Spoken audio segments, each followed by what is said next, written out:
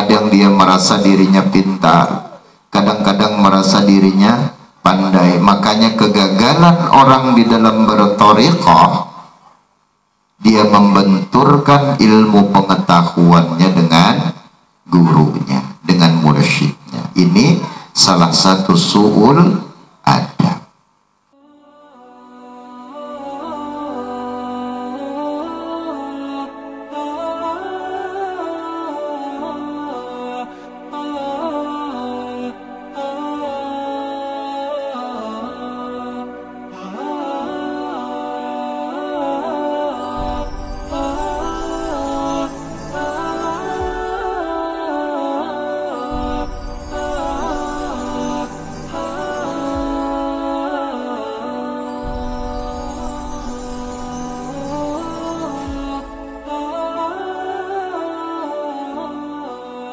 Assalamualaikum warahmatullahi wabarakatuh. Bismillahirrahmanirrahim. Alhamdulillahilladzi ba'atha nabiyyina sallallahu alaihi wasallam bidinil Islam wa khassa maratibal awliya'i wal ulama'i bil ma'rifati tammati ala sairil anam. ورفع أقدارهم بأنس المحبة والمكاشفة والمشاهدة فنالوا أعلى المقام. أشهد أن لا إله إلا الله وحده لا شريك له الملك العلام وأشهد أن سيدنا ونبينا محمدا عبده ورسوله إمام كل إمام. اللهم فصل وسلم وبارك على سيدنا محمد وعلى آله وأصحابه أولي البهجة والكرام أما بعد. سبحانك لا علم لنا إلا ما علمتنا إنك أنت العليم الحكيم ولا حول ولا قوة إلا بالله العلي العظيم. إلهي أنت مقصودي ورضاك مطلوبي أعطني محبتك ومعرفتك. Para ikhwan dan akhwat Jamaah Thariqah Qadiriyah wa Naqsabandiyah Pondok Pesantren Suryalaya, yang semoga selalu di dalam ridha dan rahmat dari Allah Subhanahu wa ta'ala. Syukur tidak henti-hentinya selalu kita panjatkan ke hadrat Allah atas segala limpahan hidayah serta taufiknya. Kembali Allah hadirkan, kumpulkan dan pertemukan kita di dalam majelis ini dalam rangka bersama-sama mengambil satu bagian amaliyah yang telah diajarkan oleh mursyid kita Sayyidi Syekh Ahmad Sahibul Wafa Tajul Arifin. Karena sekali lagi, sejatinya apapun yang dilakukan oleh seorang murid semata-mata hanya untuk berkhidmat kepada mursyidnya, tentunya kelak limpahan keberkahan dari karomah mursyidnya lah yang senantiasa akan ia dapatkan. Salawat selalu bersenandung salam terlimpah dan tercurah ke junjungan Nabi besar Muhammad sallallahu alaihi wasallam beserta seluruh keluarganya, pengikut-pengikut sahabat-sahabat Rasulullah, pengikut-pengikut Rasulullah dari dahulu hingga sekarang sampai kelak masa yang akan datang. Mudah-mudahan duduk kita di dalam majelis ini menjadikan sababiyah turunnya ridha dan rahmat dari Allah Subhanahu wa ta'ala. Semoga segala hajat dunia dan akhirat kita dikabulkan oleh Allah.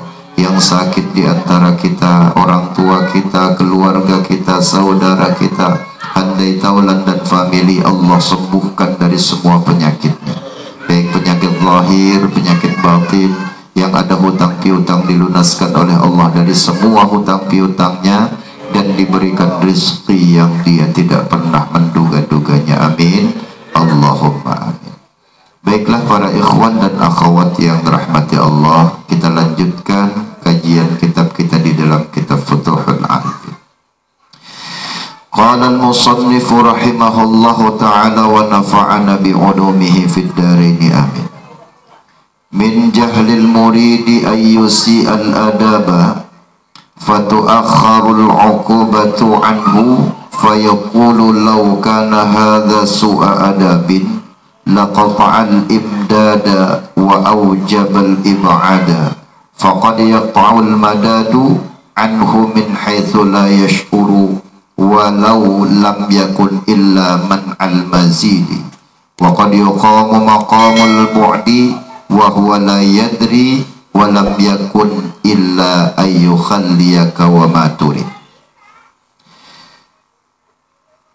Musannif berkata, min jahlil murid, sebagian daripada kejahilan seseorang murid bahwa ia menjahatkan adabnya terhadap masyayikh, maka dilambatkanlah penyaksian terhadapnya, maka hijab tertutup karena jahilnya si murid, kurangnya adab si murid kepada masyayikh. Maka dia pun berkata, jikalau pekerjaanku ini jahat, tentulah ia akan memutuskan akan pemberian dan mewajibkan akan terjauhnya. Terkadang murid dengan pengetahuannya membenturkan kepada mursyidnya. Maka kata ulama-ulama sufi, murid itu di tangan mursyidnya tidak ubahnya seperti mayit di tangan pemandi jenazah. Dibolak-balik, diapakan saja dengan pemandi jenazah, dia tidak akan pernah protes. Seperti itulah kiranya seorang murid di tangan mursyidnya. Apapun yang menjadi ijtihad mursyidnya, apapun yang diperintahkan oleh mursyidnya, maka dia wajib melaksanakan perintah wajib dari mursyidnya tersebut. Kadang dia berpikir dengan ilmu pengetahuannya dia merasa benar, dengan apa yang dia dapatnya dia merasa bisa membuat sesuatu. Inilah su'ul adabnya seorang murid kepada mursyid.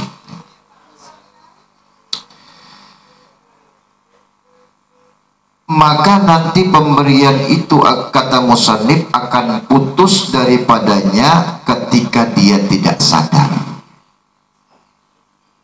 Ketika si murid tidak menyadarinya, maka pemberian itu akan terputus sedikit demi sedikit. Dia terhijab dengan mursyidnya, sedikit demi sedikit dia akan terdinding dengan mursyidnya. Pemberian itu akan terputus karena wasilah nurnya Rasulullah dia ambil melalui mursyidnya. Kita tidak mungkin langsung sampai kepada Nabi tanpa ada melalui guru yang membimbing rohani kita sampai kepada Rasulullah Sallallahu Alaihi Wasallam. Bagaimana kita mendapat limpahan cahaya dari Rasulullah kalau kita tidak menitinya dari seorang guru yang mursyid dulu? Limpahan karamah mursyidnya itulah limpahan karamah kemuliaan nurnya Rasulullah Sallallahu Alaihi Wasallam. Ketika dia kurang adab dengan mursyidnya, maka sedikit demi sedikit pemberian itu akan ditutup. Kadang-kadang dia merasa dirinya pintar, kadang-kadang merasa dirinya pandai. Makanya kegagalan orang di dalam berthariqah, dia membenturkan ilmu pengetahuannya dengan gurunya, dengan mursyidnya. Ini salah satu su'ul adab.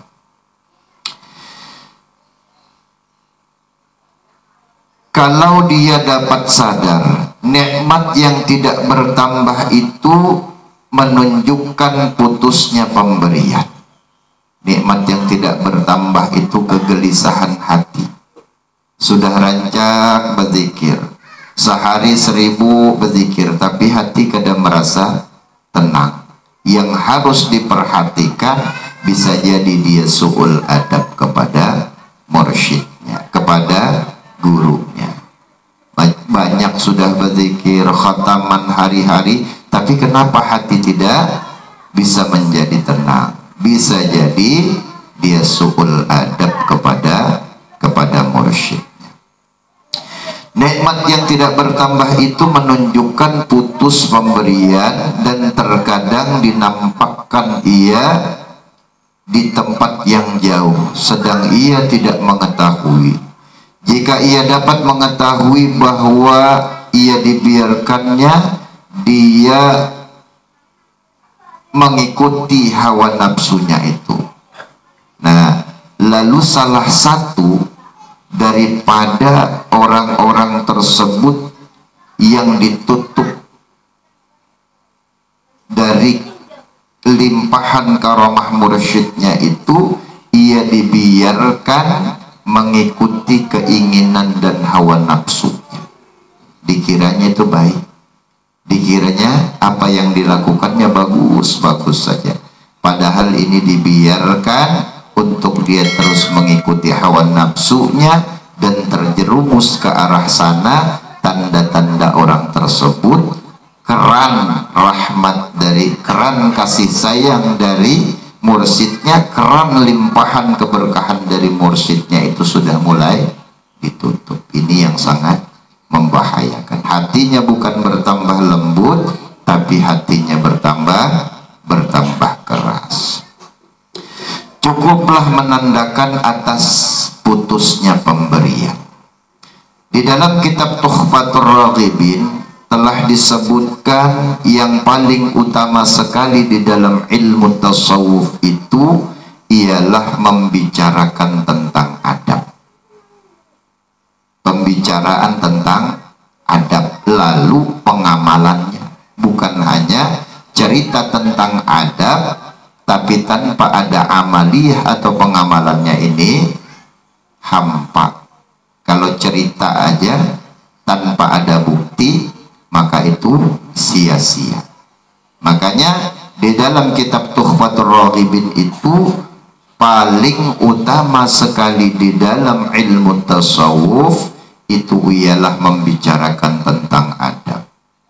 Dialah pokok yang terbanyak di dalam ilmu ini. Ilmu tasawuf itu bicara tentang adab, bicara tentang akhlak, adab zahiriyah dan adab batiniyah. Bukan hanya adab zahiriyah aja, tunduk di hadapan guru, hormat di hadapan guru, bukan hanya sekedar itu saja ilmu tasawuf. Ilmu tasawuf itu bicara tentang ilmu zahir dan ilmu batin. Zahiriyahnya adabnya baik, batiniyahnya adabnya baik. Ada adab kepada Allah, ada adab kepada makhluk. Nanti kita bicarakan tentang pembagian adab. Jadi orang yang mempelajari ilmu tasawuf itu, kata musannif, ialah mempelajari adab. Belajar ilmu tasawuf, belajar adab. Adab kuat hubungannya kepada ilmu tasawuf. Sawwafa yusawwifu tasawwufan, artinya ilmu pembersihan batiniyahnya, dibersihkan dari semua sifat-sifat madmumah, sifat-sifat tercela, yang seperti kemarin beberapa waktu yang lalu yang sering kita bicarakan, bahwa qalbu, hati itu tempat atau barometer atau tolak ukur dari baik dan buruknya kehidupan manusia. Siapa yang mempunyai hati itu? Kalau hatinya baik, maka baik semua amal lakunya. Kalau hatinya buruk, maka buruklah semua tingkah lakunya juga. Hati itu menjadi barometer, tolak ukur. Makanya dia tidak akan bercampur, satu wadah itu tidak akan bercampur dua sifat. Kalau masih ada sombongnya, tawaduknya tidak akan pernah ada. Nah, makanya yang sombongnya dulu dibuangi. Di situ fungsinya kita disuruh mempunyai guru rohani yang bisa membimbing rohani kita sampai kepada Allah, lalu dengan sendirinya sifat-sifat tercela itu akan hilang. Metodenya dengan apa? Mursyid kita menyuruh kita dengan banyak berzikir mengingat Allah. Maka thariqah itu metode atau cara. Nah, caranya bagaimana? Sudah diajarkan oleh mursyid. Berzikir minimal 165 kali setiap selesai sholat. Nah, kalau itu tidak diamalkan, jangan harap penyakit-penyakit mazmumah itu akan hilang. Tugas kita bukan menghilangkan penyakit itu. Tujuan kita berzikir mengingat Allah. Karena seringnya kita berzikir mengingat Allah, kalbu kita yang selalu full di dalam zikrullah, maka tanda-tanda orang tersebut dihilangkan oleh Allah sifat-sifat tercela di dalam hatinya tanpa dia sadari. Dia pun kadang-kadang tidak sadar yang dahulunya pemarahan, yang dulunya penyakit hatian, yang dulunya pelit, yang dulunya pemalar jermanjar, maka dengan sendirinya akan hilang. Karena sifat-sifat kebaikan Allah masukkan ke dalam qalbunya setelah hilangnya sifat-sifat madmumah atau sifat-sifat yang jahat. Jadi orang yang mempelajari ilmu tasawuf itu, kata musannif, ialah mempelajari adab. Adab terhadap Tuhan, Allah, dan adab terhadap makhluk. Kata Abu Hafs radhiyallahu an, tasawuf itu semuanya adab. Bagi tiap-tiap waktu itu ada adab. Likulli syai'in likulli waqtin adabun. Bagi tiap-tiap waktu itu ada adab, dan bagi tiap-tiap keadaan itu ada adab. Likulli syai'in adabun. Tiap-tiap sesuatu itu ada adab, dan bagi tiap-tiap tempat itu ada adab. Likulli makanin adabun. Maka siapa-siapa menetapi adab, waktu akan sampai ia ke tingkatan ar-rijal. Kalau adabnya baik, di dalam satu tempat dia punya adab, dalam setiap keadaan dia punya adab, di dalam setiap waktu itu ada adabnya, dia menapaki itu dengan baik, maka naik derajatnya menjadi ar-rijal, lelaki tangguh, pejantan tangguh, kuat di dalam berbagai macam benturan. Ada masalah, halangan, hambatan, rintangan, tidak pernah peduli.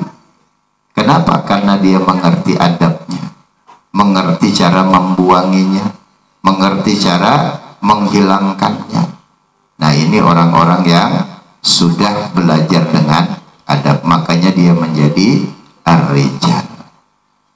Assalamualaikum ya rijal Allah. Biasanya kan orang sembahyang hajat gitu. Ini orang-orang yang sudah mempunyai pangkat yang tinggi di sisi Allah, punya kedudukan di sisi Allah.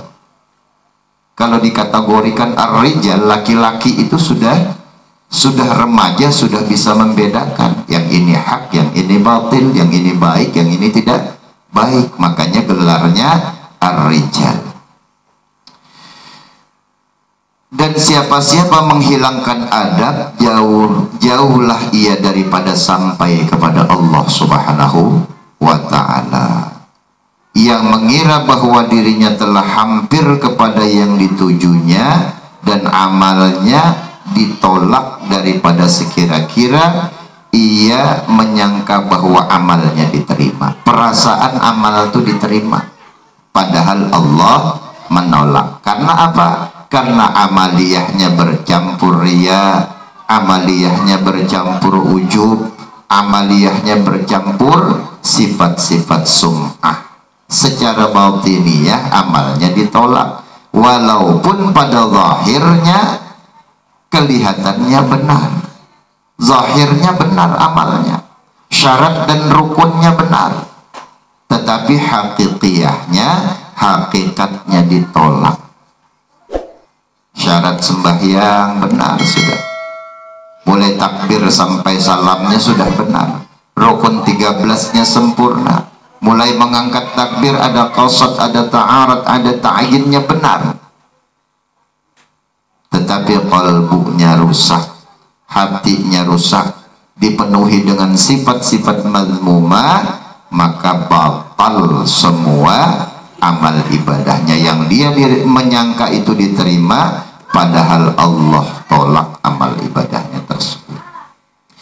Kata Zunnun al-Misri radhiyallahu anhu, apabila keluar murid daripada batas adab atau jahat adab si murid tersebut, maka sungguh dia kembali kepada tempat yang semula.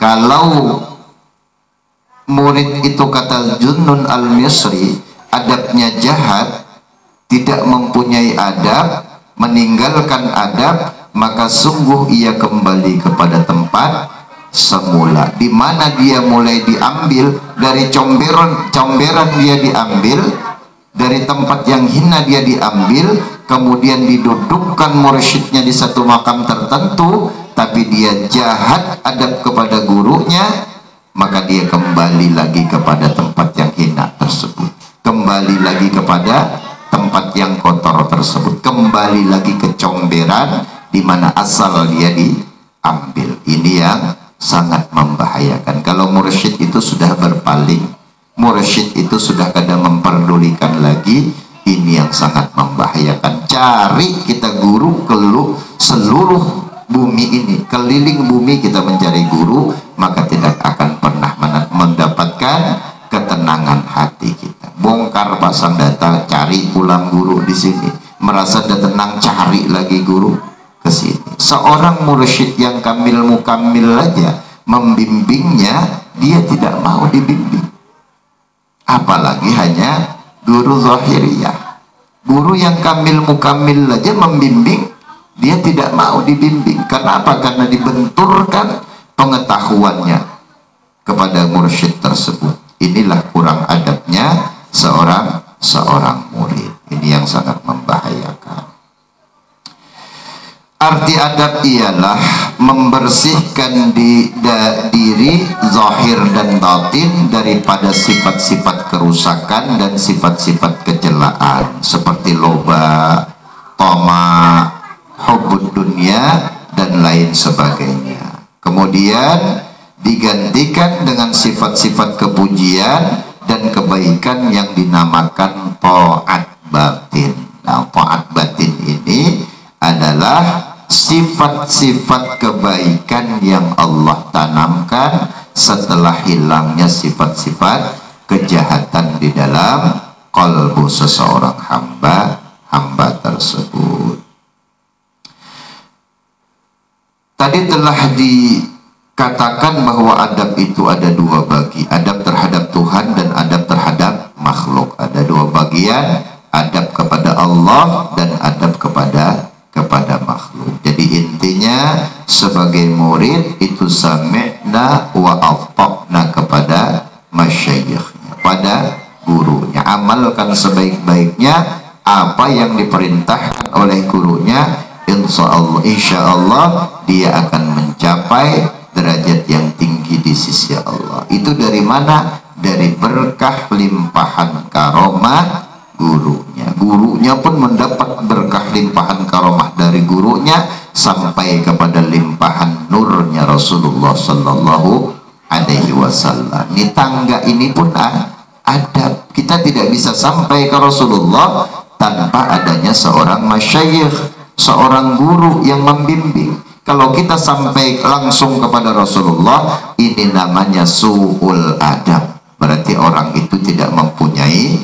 adab, perasaannya sampai melalui wasilah Nabi, melalui perantaraan Rasulullah, perasaannya sudah sampai, padahal dia jatuh di tempat yang sangat hina. Na'udzubillah summa na'udzubillah. Insyaallah di waktu dan kesempatan yang akan datang kita lanjutkan tentang masalah adab kepada Allah dan adab kepada makhluk. Semoga ada barakah, ada manfaatnya apa yang kita kaji di dalam majelis ini, dan mudah-mudahan hajat dunia dan akhirat kita dikabulkan oleh Allah. Yang sakit di antara kita, orang tua kita, keluarga kita, saudara kita, para ikhwan dan akhwat, handai taulan dan famili, Allah sembuhkan dari semua penyakitnya, baik penyakit zahir, penyakit batin. Yang ada hutang piutang dilunaskan oleh Allah dari semua hutang piutangnya, dan diberikan rezeki yang dia tidak pernah menduga-duganya. Mudah-mudahan cucu, keturunan kita menjadi anak yang saleh dan saleha, yang taat kepada Allah Subhanahu wa taala dan Rasulnya,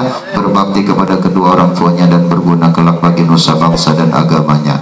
Mudah-mudahan yang belum punya jodoh diberikan jodoh yang terbaik, jodoh yang selalu mengingatkan dia kepada Allah Subhanahu wa taala dan Rasulnya. Amin. Allahumma amin. Salah khilaf mohon maaf. Wallahul muwaffiq ila aqwamit thoriq. Assalamualaikum warahmatullahi wabarakatuh.